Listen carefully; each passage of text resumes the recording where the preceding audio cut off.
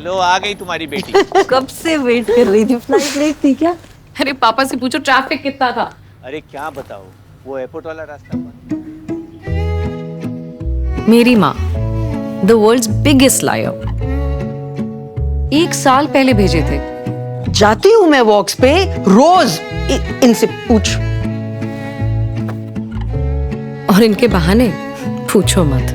फिर मीठा, अरे ये तो तेरे पापा के काम है। पापा का सीरियसली? आप यहाँ कुकिंग करते हो, यहाँ पर अरे लड्डू पापा रखा है। अरे बट मुझे कंफर्मेशन तो मिलना चाहिए ना ईमेल पे। I'll call you back. माँ क्या हुआ? अरे कुछ नहीं, मैं वो क्या कुछ नहीं? Give me this. माँ चाहे सच ना बताए, उनका दिल सच बता रहा है। इसीलिए मैंने चुना सफोला गोल्ड,